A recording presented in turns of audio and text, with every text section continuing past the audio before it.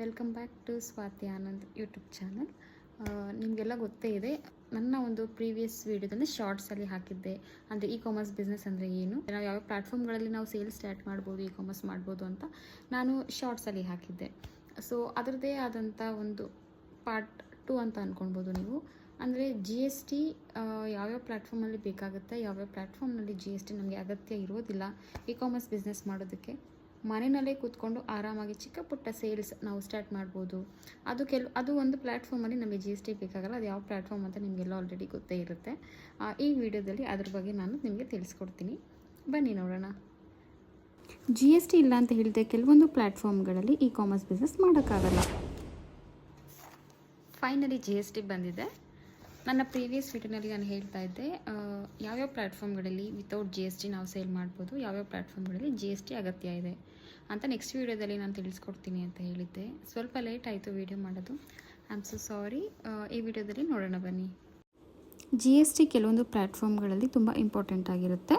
ಮನೆಯಲ್ಲೇ ಕೂತ್ಕೊಂಡು E commerce business start ಮಾಡಬೇಕು ಅಂತ ಅಂದ್ಕೊಂಡಿರೋರು, GST ಇಲ್ಲ ಏನು ಮಾಡೋದು ಅಂತ ಹೇಳಿ ಯೋಚನೆ ಮಾಡ್ತಾ ಇರೋರು ಆರಾಮಾಗಿ ಮಾಡ್ಬೋದು. ಅದು ಯಾವ ಪ್ಲ್ಯಾಟ್ಫಾರ್ಮ್ ಗೊತ್ತಾ?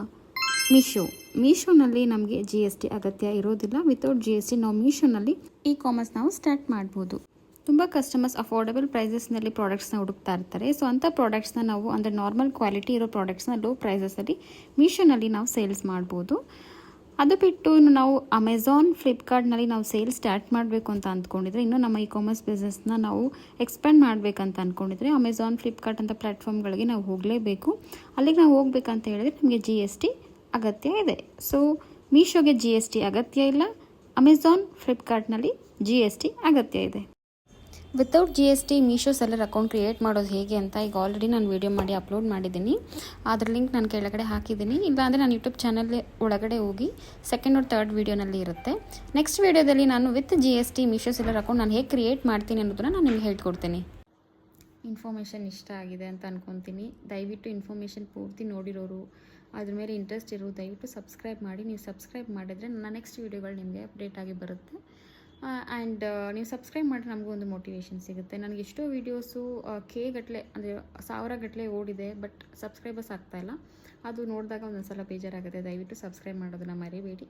ಸಬ್ಸ್ಕ್ರೈಬ್ ಮಾಡಿ, ಸಪೋರ್ಟ್ ಮಾಡಿ. Thank you.